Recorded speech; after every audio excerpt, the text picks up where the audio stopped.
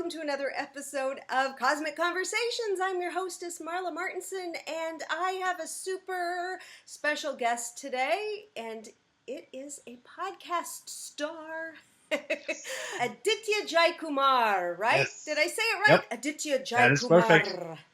Or, as we like to call him, AJ, the founder of My 7 Chakras, which is featured in the new and noteworthy section of iTunes, where he interviews thought leaders, healers, and experts from alternative healing 3 days a week. So welcome, AJ. Thanks a lot, Marla. Thanks a lot for that wonderful intro. Love that. Oh, you are welcome. I just love your voice. I have to tell you guys, I was a big fan of AJ's podcast for the longest time, and then hearing that voice, and I always love Indian accents, and I pictured how you looked, and of course it's always completely different when you see someone. It was so interesting to see your picture then, you know.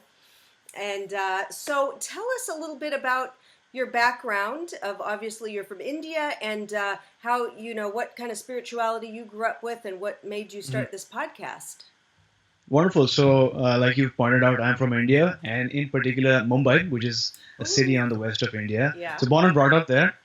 And in terms of spirituality, that's really interesting because my mom is a Christian. Okay. My dad is a Hindu. You know, and so I was born and brought up in that sort of household. We spoke English as I grew up, and I was always exposed to different types of religion and spirituality. My mom used to take me to the church once in a while on a Sunday, and my dad used to take me to the temple. And it was a very open environment. And later on in life, I got exposed to Buddhism through a friend of mine, so a Japanese version of Buddhism. So I did not have any hate or love towards religion. And in a way, I also developed my own version of, spirituality, which I wanted to explore. So what happened was, as a kid, just to give you some context, I was a dreamer. You know, I used to daydream a lot. I wasn't that good at studies, but I used to daydream a lot. I was very creative, so I used to love drawing and sketching and things like that. And I still remember at a certain point when I was, I think, in second grade, I had a mic, you know, like an external mic, and I used to record my voice a lot in front of the computer, do different types of accents and mimicry, and just be creative, you know. And I didn't know at that point what that would lead to. I never even imagined that using a mic could lead to a profession, so to speak, right? And so I found out that somewhere down the line, as I grew up, I got more caught into, you know, education, you know, learning history, biology, chemistry, and like I said, I wasn't a good student, but that took my focus off of some of the creative things that I loved doing. And my story is later on in life, I regained that. Those things that I was really passionate about as a kid. I started doing some yoga. I looked on to YouTube and found some chakra healing videos, some audios and meditation. And that really got me going and started me questioning and asking these questions about life, about the universe, and about ancient wisdom, which I couldn't find answers to. And so that's why I thought, what if I could have a platform where I could ask these questions to people who already spent so much time finding out these answers. So that is one of the reasons why I started My 7 Chakras. And the other reason is because I came to the West, decided to do an MBA. But I found out when you're doing an MBA, you're literally circled, you're around some of the most talented, gifted people in the world. And I found myself lacking in certain areas in my life as far as confidence and articulating my thoughts and being able to share and collaborate. And I thought, what if I give myself a challenge? What if I just go out there and take some action? What if I just take on a mic and start reaching out to people? Let's see where that goes, And so that was the idea why I started My 7 Chakras. And I thought I have to do at least 10 episodes. And here I am. I've completed 200 episodes. 200 episodes. That is amazing. Congratulations. And you guys, I was a guest on My 7 Chakras not too long ago. And it was so much fun. And I will put the link below in the box, too, if you want to hear my interview. But it's great. Yeah, you interview the most interesting people. And I have if you're from India, you know something that we don't know. Like in the West, it's like so mystical and such an ancient land and people. Yes. So you probably grew up with a lot of that ancient wisdom and seeing a lot of that, right? To be honest, I live in Mumbai. And Mumbai particularly is one of the more sort of modern cities or cosmopolitan cities in India. But having said that, so my dad is a Hindu and a South Indian, and I am supposedly a Brahmin who wears a sacred thread, and so that influence came from my grandparents on my dad's side, from my granddad and my grandmom, and so they used to speak a language called Tamil. Tamil, yeah, I've heard of Tamil that. is even more ancient than Hindi. So it's like, the history is around 6,000, 7,000, 8,000 years back. And I clearly remember, now both my grandparents have expired, but I clearly remember that one of the goals that my granddad had was for me to acquire some of that ancient wisdom, whether it was reading the Ramayana or whether it was reading the Mahabharata or Gita or whether it was learning Tamil. So at home, I used to speak English, not Tamil or Konkani, which is my mom's language. But there was this deep intention from him. He never used to talk that much, but I could see it through his eyes that he wanted me to pay more attention to Indian culture. And so for me as a child growing up, it can be a bit confusing as a child growing up in Mumbai, because you have the Indian heritage on one side and then you have exposure to Western civilization. So where do you go, right? How do you find the right balance in such a midst? So one thing that was on my mind was that I don't believe in rote or dogma, So in Indian civilization, you have these shlokas, which is these long poems, beautiful poems, but that was all in Sanskrit, and I could not make sense of what it is all about. And so deep in my mind, in my subconscious, I knew that I'm going to get into Indian heritage, ancient wisdom, but I'm going to get into it in a way that is conscious, in a way that unfolds the mysteries that are within it. And that's one of the reasons why in my show, I make it very actionable so that people can listen, learn, and take action as well. That's right. I've learned so much from your shows. I mean, it really is. And you just get to learn a lot and have fun as well. And so, as a spiritual seeker, what are some of the things the important things that have really made the most impact on you and your life? Sure. So, getting to chat with some amazing individuals like yourself, I get exposed to so many ideas, right? Yeah. So many ideas, tactics, and principles. So, on a philosophical level, or maybe on a broad level, my biggest realization was the fact that we are all energy. Mm-hmm. Everything around us is energy. We are energy. Our thoughts are energy. Money is energy. Yep. And so, just that moving from the Newtonian way of thinking to the Albert Einstein way of thinking, where Newton said there are physical objects, right? Your hand is physical, your body is physical. But, once you get into quantum science, you notice that within that physical body, you have molecules that are made out of atoms that are 99% empty. And so if you look at our body, it's empty. And that's beautiful because that assumes that everything around you is malleable and everything is shaped by our thoughts. And so that piece of information has changed my life, because it has helped me realize that whatever physical illness that we have, any disease, is not actually the symptom itself, but it is due to stagnant energy or chi, right? And so that is on a very top level. But the other thing that is very actionable is the importance of breathing. And we always assume that we're breathing, and if we don't breathe, we'll die, right? That's true.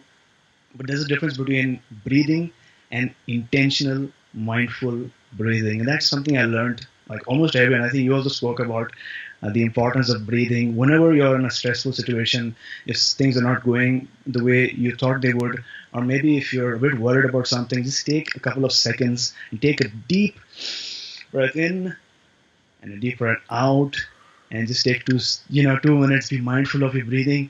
That itself is so powerful because your blood gets the oxygen it needs. You're able to focus on the present moment instead of the future where there's no power, or the past where things have already gone by. But you're able to do stuff. So breathing, and the fact that we're all energy, and yoga. Love yoga and Qigong. For your audience, Qigong is similar to yoga. It's a moving meditation which uses your mind, body, and spirit to clear off any of the gunk or that stagnant energy that might be collected in your body, and allows you to really tap into flow. So, at Yeah, least three I therapies. love that too, and I've been doing a lot of yoga lately, and I've Yeah, noticed not only does it make me stronger, my yeah, core and my arms and everything, but yeah, it is bringing me down into to more grounded and present.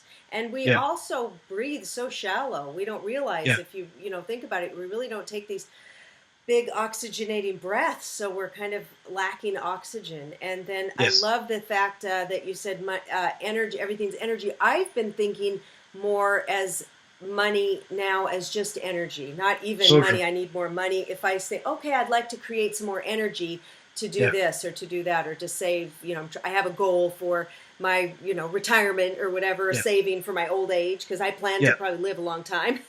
yeah, So I want to have a good amount there. So I'm like, have these yeah, goals. So I'm like, instead of saying I need money, I'm like, I need some more energy to put there yeah, or to take this trip. And it's yeah. kind of keeps it flowing And faster. also, just for your audience, I just wanted to share a quick tip about how to improve your relationship with money, and that's something Okay. that Oh, I've I been love using it. as well. Yes, please. Sometimes it's about the instant reaction, the emotional reaction that you have with any interchange of money. That reaction causes an emotion. That emotion leads to a thought, and that thought leads to either you attracting or repulsing away money. So what I do these days, I'm more mindful of my interactions. So if I'm giving money for an expense that is helping me grow, for example, if I'm giving money for a course, I think about that money exchange. I think about me Right. giving away the money and the benefit that that person will make out of the money, and the value that I'm getting out of that exchange. Uh, Same thing with bills. When I'm paying away a bill, I think about it positively. When I'm receiving a check, I stare at the check, look at the check, visualize it, thank God, be grateful, and receive that money. So that really helps me improve my relationship with money. Well, that's a great point because I do take. I tend to be a little bit of a workshop junkie, and Yep. now I'm doing a lot of online workshops. I've Nice. got so many that I'm they're piled up. Yeah. I'm trying to go through as fast as I can because I love learning, and instead of thinking, oh gosh, I just spent this money on that, it's gone. Yeah. It's like, what am I getting in return, and really take that in. And that true, I do that too, and think, okay, well, money's flowing, so now this person's going to have that, and somebody else is going to give me money, and it's just flowing, and keep it Yes. going. Yeah, so that's great. So how do you? Well, your spiritual practice, it sounds like yoga. Do you do meditation regularly? A lot of people have trouble have keeping that as a daily practice. We forget, or we think we don't have time, or it's frustrating. Yeah, absolutely. I mean, I think we've reached a certain stage where we're so in tune with the technology around us, maybe the mobile phone or computer, or we're doing so much, and especially my audience and your audience as well. All of them are action takers. So we're Hey, always, action takers! I know some of you are going to see this. yeah, so we're taking action. We want to change, our daily lives. But uh, the way I do it is I find out instances where I am not doing anything else. Maybe when I'm waiting, on the way of waiting in between doing the next thing. So, for example, when these days I do a lot of meditation. After my workout, I hit the sauna. Mm, So I called it the downtime when I'm yeah. not. I would normally just be in the sauna, sit there. But now what I do is after my workout, when I'm all tired and I want to rejuvenate, I go into the warm hot sauna Mm. and I just sit there, close my eyes, lotus position, and I meditate. And there are so many different ways of meditation. But the way I do it is I just close my eyes, focus between my eyes, on top of it, on my third eye, and just take long, deep breaths in and outside. And that warm chamber somehow enhances my focus and my ability to concentrate. So that's been helping me at least 15 minutes, 15 minutes a day helps me get going for sure. That's awesome. And you have a regular job, right? You're a regular working man? Yeah. So I do a regular job. I'm in marketing, which allows me to learn new strategies and techniques within marketing, which is changing all the time. And I do my other job, which is running my show, running my podcast, growing my podcast, and finding ways to serve my audience.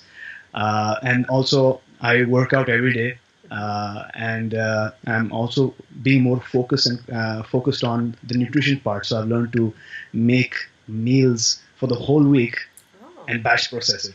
awesome. So doing a lot of things, but just trying to focus more on the time management so that I can get more out of the time that I put in. So That's awesome. And how do you balance the work and personal time? So do you just feel that you have a good balance there? that's a wonderful question. And to me, I don't look at work-life balance. Okay. I look at something that is called work-life integration. Work life what? Integration. Integration. Oh, okay. Yeah. This sounds interesting. Yeah, because the thing is that when I think of work-life balance, life and work are sort of like mutually opposing each other. And to me, I found it very difficult to sort of balance work and life. Instead, what I think I heard this first from Tony Robbins, where he says that no matter what he is doing, whether it's work, whether it's relationships, whether it's the business, everything is moving him one step closer to his overall purpose of life. And so, when I'm at work, I'm moving towards serving humanity. That's my way of thinking. When I'm doing my show, which is usually after my work in the cafe, I'm doing the same thing. I work in the cafe. I can't work at home because I'm not that productive. Okay. But the way I relax, just to answer your question, is I love meditating. I love my moments of qigong. I do it at least twice or thrice in a week. I love reading books. Books is my way of relaxation. If you see at the back, I've got many books. And I spend a lot of time in the library. We got a beautiful, huge library here, Vancouver Public Library. You can borrow multiple books. Also doing a course called speed reading, so I can read more. That's another topic in itself. And to relax, I also spend time with my girlfriend. So once, twice in a week, we go out on a date night. We go for a movie, or I take her to a nice restaurant here in Vancouver. We've got so many different cuisines, literally a melting pot here. Yeah. But that's how I relax. I get my downtime, and then I go back into action. So Action Tribe AJ is taken. He's not. He's not Yes. available. As you know, I'm a matchmaker, so you said you had a girlfriend. So how long have you been with this gal?